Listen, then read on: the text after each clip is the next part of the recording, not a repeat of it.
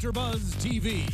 Over 20 million weekly downloads in over 150 countries and your number one source for after-show entertainment.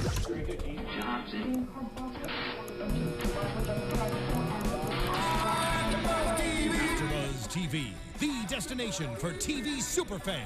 Producing after-shows for over 300 of your favorite TV shows. Interviewing celebrities and showrunners. And bringing you behind-the-scenes exclusives. All thanks to E! Entertainment's Maria Menounos, producer Kevin Undergaro, and internet leader Akamai. Now, let the buzz begin! Hello, everybody. Welcome back to AfterBuzz TV's after show for Grey's Anatomy. We're back again. I'm your host, Marisa Serafini. Joining me, I have Jay Howard. Good to see ya. just us two once Just us two. again. Don't worry, people will come back eventually. Hopefully. I feel so soon. I In the felt, near future, you I guys. feel so like we're so alone, but it's good. But it's us two. It's good. We're cool. There you go. So we are doing episode 12, My Next Life. What were your thoughts about this episode? Did it move you? Well, no, it didn't.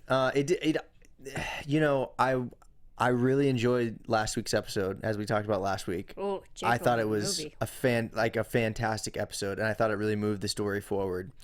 This episode didn't do a whole lot for me on the moving me spectrum. What about you? I agree. As a whole, I don't want to say filler because a lot of people say that, but it was point A to point B. Mm-hmm. There was one story that was moving, and I think Which it one? was the Daphne story. We'll get there. Okay. Daphne patient. See, I didn't even know which one exactly you were talking That about. provoked some emotional, it pulled at the heartstrings just a little bit. Yeah. But overall, I mean, it's like this was a fairly simple, not over the top, over dramatic kind of episode. I think I was thinking about it before we got in here, and I think the best way to say it is it was kind of a catch-up episode, because I think what happens when you have a cast like this where there's so much stuff going on, at this point there's like 511 different storylines going on, that especially when and they've done it twice this season. The first episode after the break, and then last episode where they focused on one person or one storyline. That they kind of have to like do an episode where they're like, all right, let's just get everybody freaking caught up and get little touches in on all the other storylines. I completely agree. I think you said it best. It's this: we got everybody.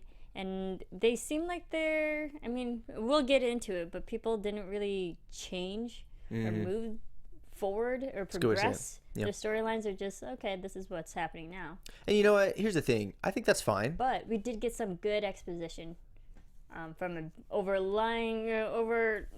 story that we still haven't figured out since the winter. So we did, yes. We did but we'll get to it. Like as an overall like kind of show, from a theme perspective, I think it's okay to have simple episodes. Episodes that are just like, hey, it's kind of a catch-up episode. So maybe it's a little harsh when we open it. It was fine. It was fine. You need these episodes. Not every one episode can be like a huge emotional punch in the face. Sometimes you need some peaks and valleys. And this was, I don't know if it would be a peak or a valley. I guess it would be a valley. Maybe a plateau. It was a plateau. It was like mid-mountain. There you go. I think to that point, last episode was so emotionally everywhere, literally, with April and Jackson, that I think, again, we needed a good breathing type of episode, and we definitely got that. I drove home after we taped last night, just driving through LA, like late night, just contemplating life, like what? So this is good. Like, I'm not gonna be this is a good life, as depressed. So, let's start with Joe and Karez. Of course, they're still together, and we, the audience, still don't know if she accepted the engagement or proposal, more so, or not. And she sees Karez's ring still in the drawer. And then the whole episode, she's just contemplating whether she wants to be with Karez, she doesn't. Yeah. What do you think of just Joe's hesitancy about this? And this kind of plays into my prediction of last week, which is, I kind of thought that they weren't going to take this relationship down a super serious path, which they really didn't. I kind of thought that they would present it as a little bit more of a lighthearted, kind of like cutesy, I don't know. And I think that's indicative of both of their characters, and I think that's what happened. It just kind of as they addressed it, and even her hesitations don't seem like they're like super deep. They just kind of seem on the surface. Yeah, the roots aren't as deep, which is fine, you know. But I think that's just kind of indicative both of their characters and of their relationship, really throughout the last few seasons or however long it's been. And I'm just trying to remember because their paths never really cross in the most recent episodes. I'm trying to remember like how they even interact at the hospital. I think the only times we see Karez and Joe on screen is when they're alone at their house, their own place. It's not in the hospital aspect. That's a good point. Yeah, that's a very good point. I mean, have they even addressed...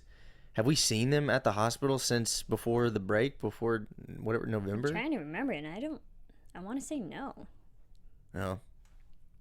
But whatever. She finds the ring in the drawer, right? And she's getting her girlfriends and talking about this. But she says the line, I don't want it right now, but I don't want it gone. I don't want it, but I don't want it gone. Yeah, right? I wrote the same thing down. Yeah. So she's just up in the air about this. Yeah, and to me it just seems like there's her character to me just seems a little bit. I don't mean like the development of the character. I mean her actual character in the show. She seems a little bit immature, and I think that line is perfect. It's a perfect indicator of immaturity of just like, yeah, I don't want it right now, but I also don't want it like the option totally taken off the table. And that's why I say the roots in their relationship don't seem as deep, just because. I think they're maturing Karez as a character, but as not the emotionally mature, right? And as we talked about, even more as a friend to Meredith, even more than anything. But I think that it seems like her character is just a little immature and a little bit more surface level, and I think that line is, makes sense with that character. Like, yeah, I don't want it gone. I don't want it right now, but I also don't want to take it off the table either. So yeah, do you think she'll actually say yes, and we might eventually see their wedding? I don't know. I mean, they're gonna have to do something with Karez and his love life. I feel like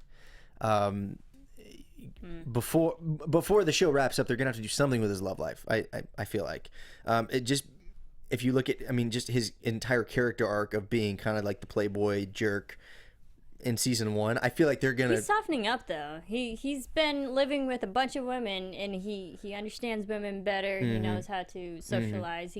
He's more empathetic. And that's why I think before they close, and I'm talking about close the whole show out, I feel like he's gonna end up with someone, because I just feel like that character, that arc for his character makes sense. Is it Joe? I don't know. Maybe. See, the thing is, even with this proposal, it has now, in real time for us audience, it's been 3 months. We still no answer, and that's it's just died. The fire's kind of gone. I'm really, as a viewer, really not interested anymore. Only because we still don't have an answer. We probably won't get an answer for a long time. I'm really not interested anymore. Well, and see, and that's why that answer is not a very satisfying answer for the viewer, because it is not. It kind of seems like the writers just wanted to push that off. Like, hey, we don't really want to deal with this right now in the story, and so we're just gonna kind of push it off. So I don't know. I don't think a lot's gonna come from it, at least this season. Yeah. Do you think more will come from April and Jackson? This season? Oh, of course. Yes. I mean, we had the whole April and Jackson the movie. What was it? Japril the movie. Japril the movie. Oh my god. I thought that was the name of the episode, because so many people were tweeting at us. That was the hashtag. That was the hashtag. Everywhere. Trending for sure. But we've got a little bit of them tonight. We got a lot of them last episode. But April and Jackson, they have to now split their cell phone bill, and I think they just, something as simple as that. They moved that storyline along just a little bit to remind us like how awkward it is. I don't know if you saw what someone tweeted at us. The screenshot of the paper. Did you see that? Yeah, I did. I'm trying to find who.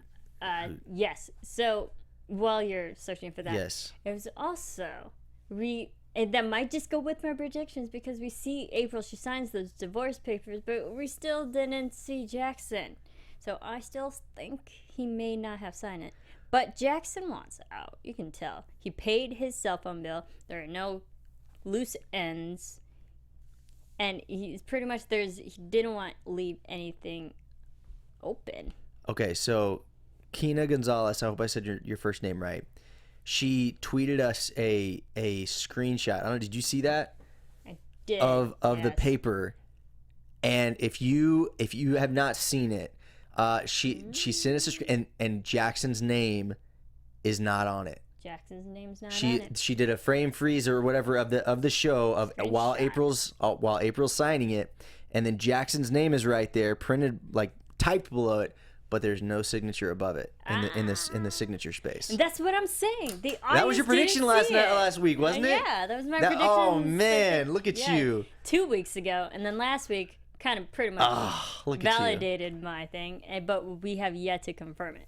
That's 100% what happened. He didn't sign it. 100%. 100% he didn't sign it. So they're not divorced. Are we gonna just between you and me, are we operating off that theory? Yes. Okay, let's do it. So off that theory, do you think April will now tell Jackson she's pregnant? Karez knows now, which I loved how Karez even said the lines like, you gotta tell him before he finds out. Because Karez's been working in peace, like he knows. Right. He's literally surrounded by women and babies. He knows what's up. I liked how he was the best person to point it out to April. You have to tell Karez. You are pregnant. Wait, you mean you have to tell Jackson? Oh yes, sorry. Right. You have to tell.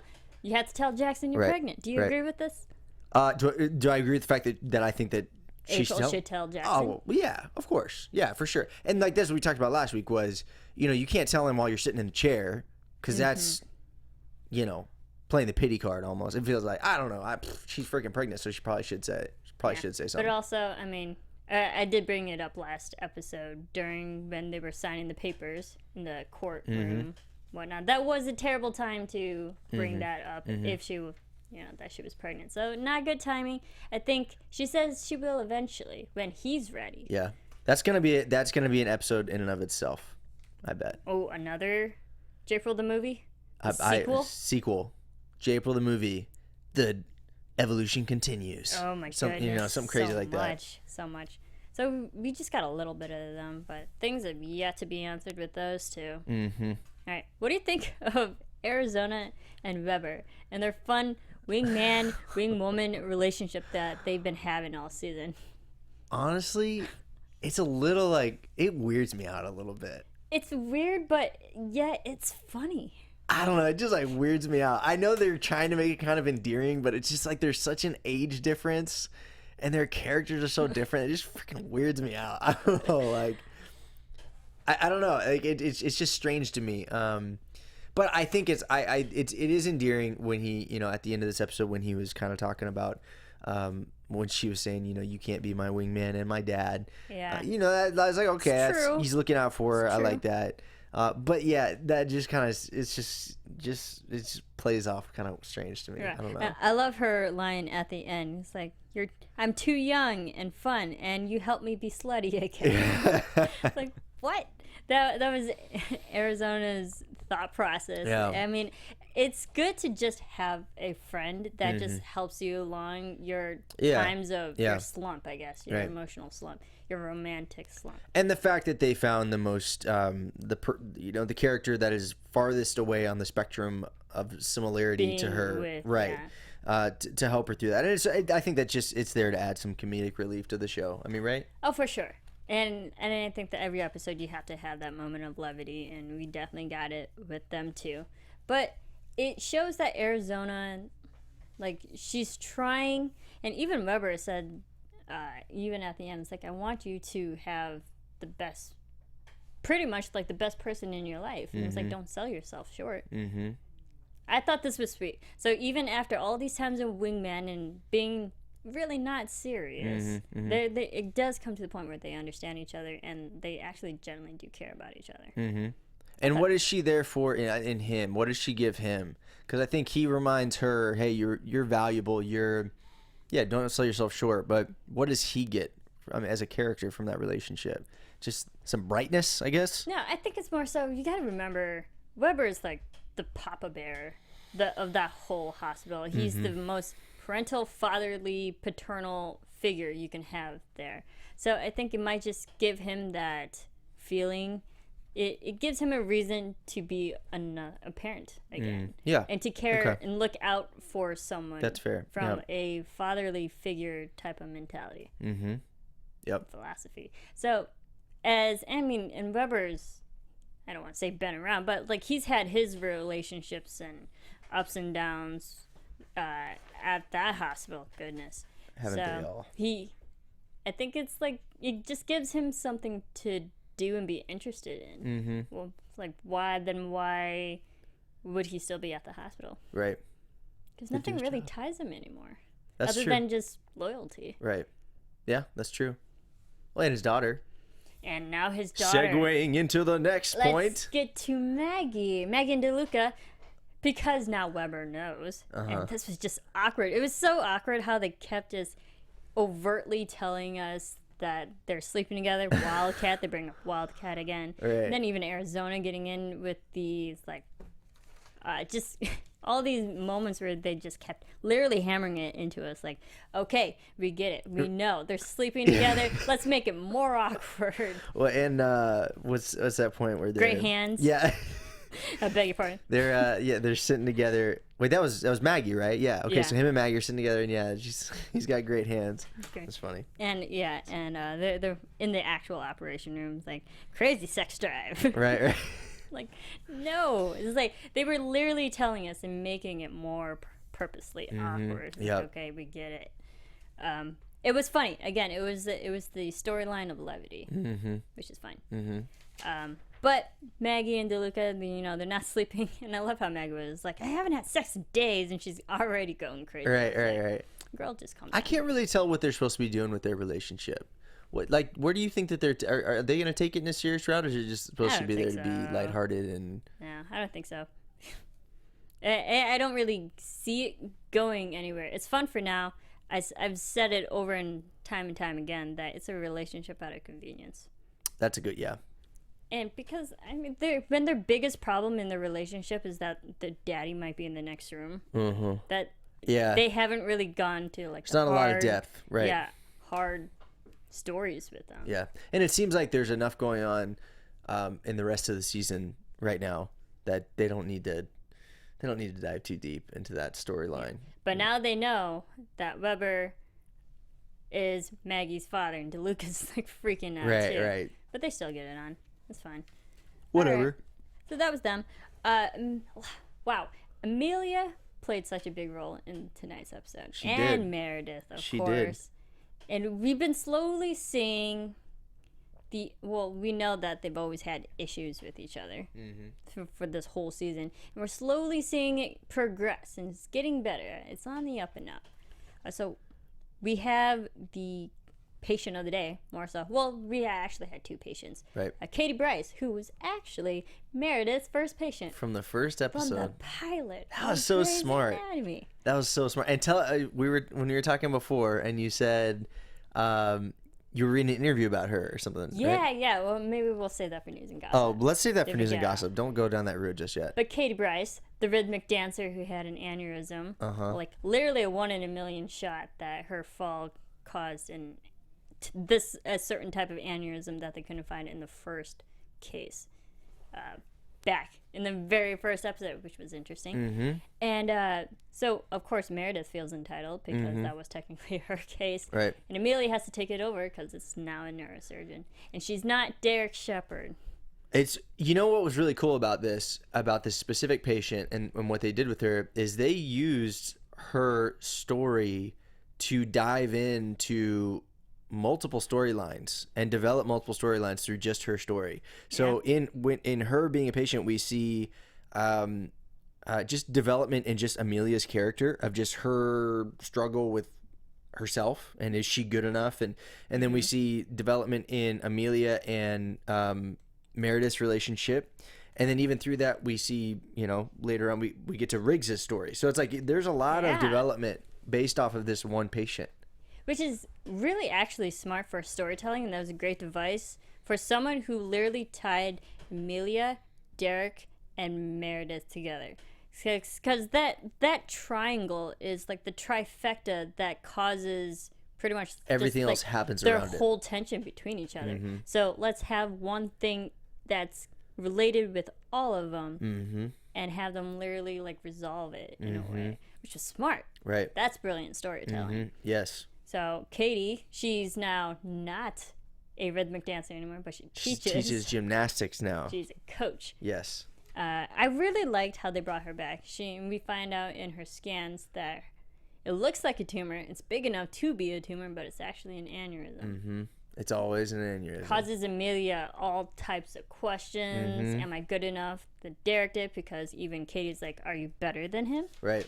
Yeah. Please don't kill me. And I wrote, she writes down, I wrote down, Katie asks Amelia, are you as good as your brother? Yes. And I wrote it's like, that's a defining question for Amelia's character is, I guess, number one, am I as good as my brother? But then even deeper than that, like, it's just, am I good enough?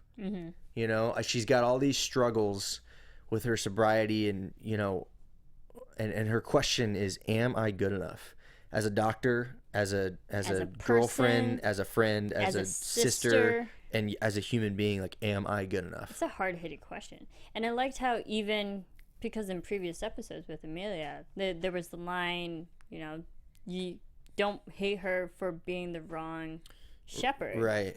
And so she always had that underlying problem that she's not Derek. Everyone wants Derek, but no one wants Amelia. So it's like she has to be good enough just to be herself, which is, that's a terrible place to be stuck in. So I liked how. And if you think about it, like as her overall development as a character, that's a really smart thing for them to do. Is they bring in this character who fundamentally has the question, "Am I good enough?" And then they make her brother essentially a copy of her, but just better.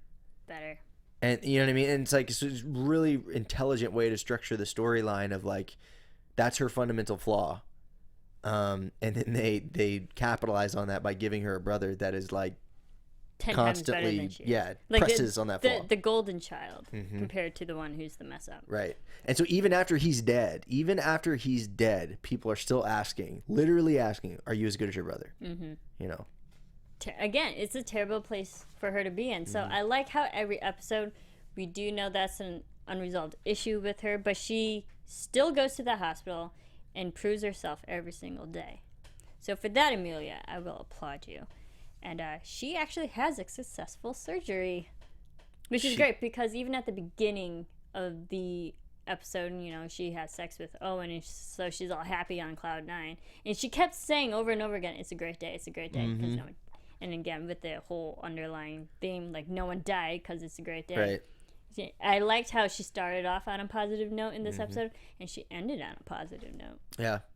I think just in this conversation, I'm realizing I think I really like her character a lot. I think I like the way that they developed her character. But yeah, she comes in on a positive note. You're right. Yeah, she struggles. She learns a little bit about herself. That she does. And even you could say she answers the question like, yeah, at least in this moment, I'm good enough. She is good enough. She's a good doctor, says Meredith. And I liked how even before the actual surgery, Meredith, because it was her original case and she still feels very much a part of it and obligated to add her 2 cents, she kept sending Penny back and forth and checking up. That was a funny scene. Yeah, absolutely. But it's I think that's kind of a metaphor for how their relationship is right now. Like, they're trying to communicate, there's a little bit of blockage, but there's still some messages getting through. They're trying. They're still communicating in a way, not directly. There's still a disconnect because they have to use someone else. It's still stunted, but it's there. But they're working together in a sense. It's extended. It's gonna get better. It's gonna get better. It's getting there. It's on the up and up. And I still like Amelia. I say it every episode. I feel for her. It's like, I know she struggles, but she tries. So and even like in her sobriety, when she says, this is my 60-day fourth 60-day chip or whatever, like, but that's great. Fourth time, she keeps trying. She might fail here and there. She might have moments where we're like, all right, Amelia, we get it. But at the end of the day, she's trying. Yeah. So I like her. We like you, Amelia. You're welcome here anytime if you want to sit right here. Absolutely. There's a big spot right here. This table's actually made for 4, so. Yeah, you can definitely fill this space. So what do you think of her in a relationship with Owen now? That she's, in a way, she's kind of a new Amelia. I like, it's cool. I like it. The very end when he was, they were kind of like resetting the boundaries or the rules for their relationship, and he had the boot on, his hands or whatever. That was good. I found, you just kind of find yourself rooting for it. Like, okay, I feel like you're on the upswing a little bit. You're on the upswing. She looks clean. Even the audience is reminded that she is clean now. Mm-hmm. She wants to start over. And I liked how he's like, no, we're still going. Mm-hmm. Like, we may have stopped, but we're still going. We're brand new. And we're together. Mm-hmm. So I think they're more defined than Karez and Joe are right now. Yeah, they are. They could easily that's a good point. They could easily develop that relationship quite a bit faster than Joe and Karez, even though like they almost got engaged. They almost did. Okay, so who will get married first? Owen and Amelia, or Joe and Karez? I'm gonna go out on a limb and say Amelia and Owen. Yeah. Do you agree? I would totally agree with that. For sure. Yeah, I think so. I feel good about that. At the rate that Joe and Karez are making us wait just for one simple answer, they could be married, have the next 4 day. Kids, right? Exactly. Yep. Their relationship is moving faster. Yes. So let's get to Meredith. Meredith, of course, the big episode for her, and her case with Daphne. Oh, poor Daphne. Felt so bad for her. I know. This was the story that just made everyone feel, as Grey's Anatomy does every single episode. It's like there's always one hard-hitting thing, and this was it. So Daphne, cancer-free. You think? Yeah, patient. That's what sucks. They declared her cancer-free. She started on a happy note, and she didn't end on a great note either. But we'll get into it. But Daphne, cancer-free. Students, and she was studying to be a honors. Physicist or whatever. She was studying physics. What was she studying to be? She was a physicist. She was an honors student in college. She was literally at the end. Her life was in a positive upswing, and then it went in a downward spiral. One stroke of the scalpel. Oh my goodness! And it all went to chaos. Yeah, and even Meredith's check. It was just a standard checkup, but she ends up bleeding out. She had, here we go with medical term. Do it. Pseudomonas. Yeah. Do you look these up before? Oh, I know what you're doing. We watched this with captions on it so we can make sure we understand. That's what it is. You're absolutely right. You dirty trickster. Okay, I got it now. Absolutely You're not as smart as I thought you were. I just figured you out. Pseudomonas. There you go. Man. But pretty much she's bleeding out. The clot, it's not clotting, the blood is not clotting, to the point where she now has to go into surgery. And during that chaos, she was having Penny running back and forth. But she was healthy. She was cleared of cancer, and she was literally bleeding out, to the point where they even, because Riggs got involved. And when Riggs got involved, that was not good, because it shows that it was progressively getting worse. And the blood. So she had a checkered past with her son and kind of abandoned her son, David. She's feeling shameful about that. And so when all this stuff goes down, Riggs comes in, and when he realizes how serious it is, gives her the phone, and right then and there I was like, well, she's dying. Gives her the phone to call her son and make things right. And then, like I said, if you know anything about anything, it's like, well, that was he's not gonna make it, or she's not gonna make it, because they kept telling her, it's like, call him, call him, let him know. It's like, don't call him, don't do it. And and I liked how they used that device too, because it, in a way, it gave us hope. But when she finally did it and called her son, and then even teasing the audience, like, yeah, I'll see you soon. I was like, no, you won't, David. Trust me, you won't.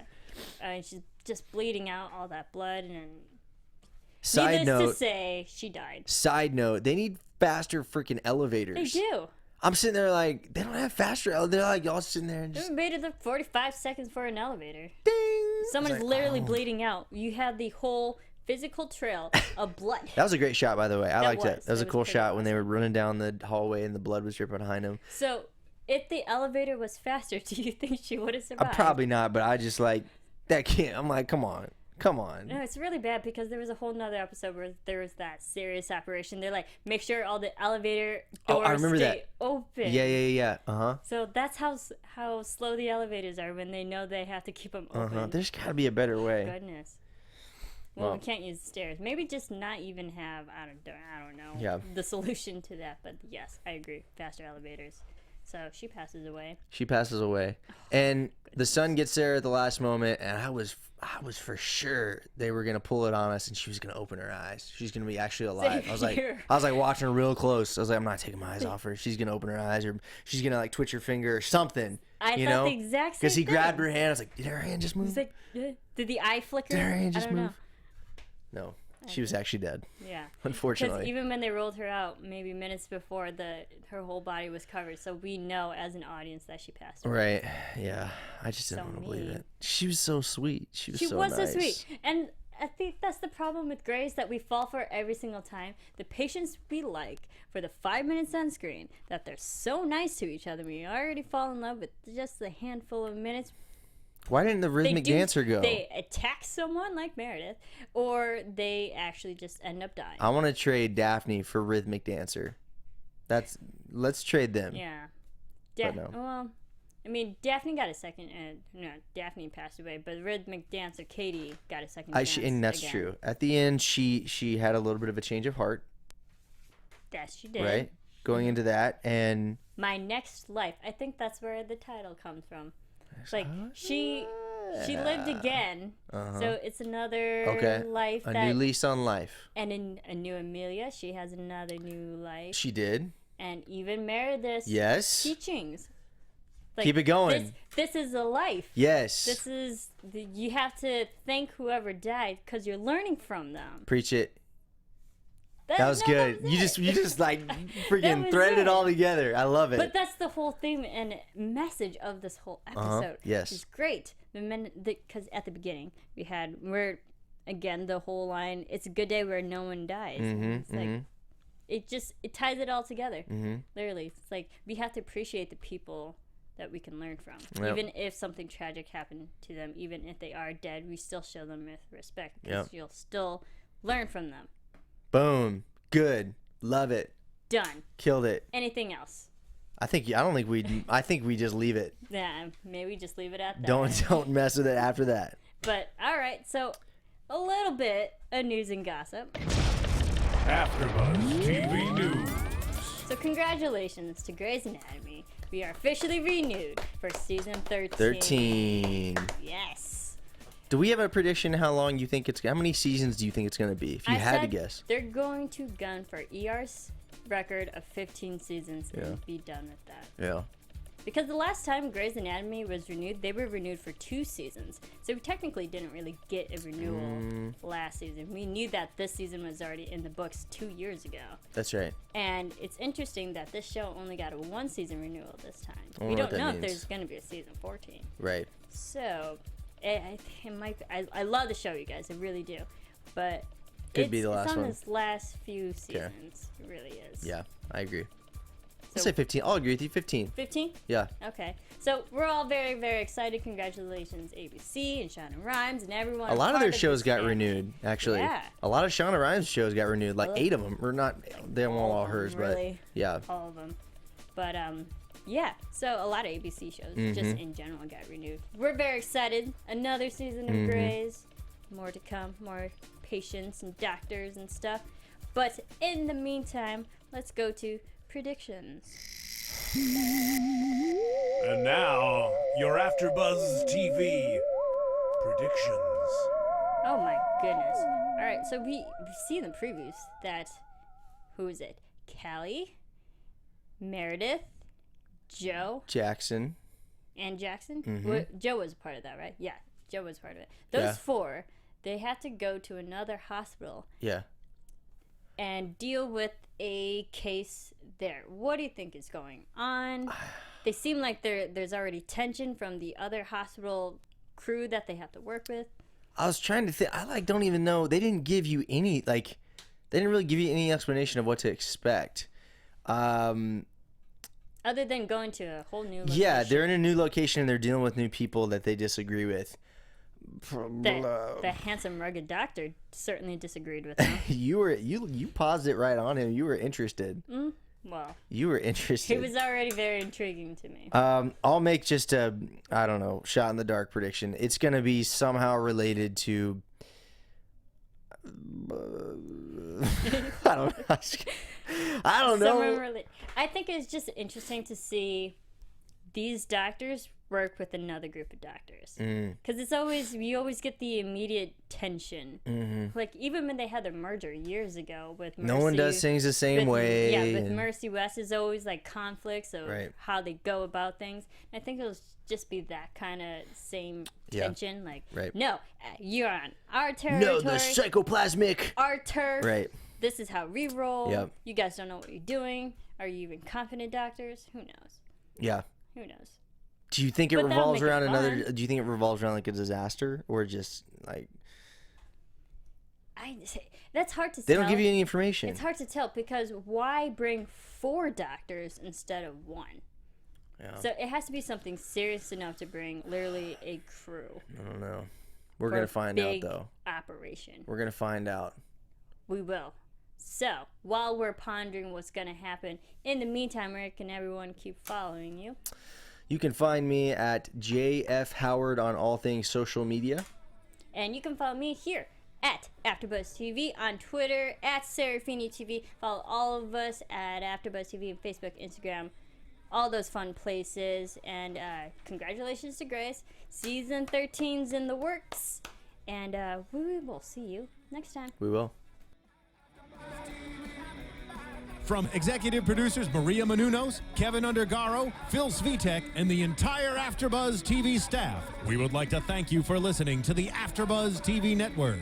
To watch or listen to other after shows and post comments or questions, be sure to visit AfterBuzzTV.com. I'm Sir Richard Wentworth, and this has been a presentation of AfterBuzz TV. Buzz you later. The views expressed herein are those of the hosts only and do not necessarily reflect the views of AfterBuzz TV or its owners or principals.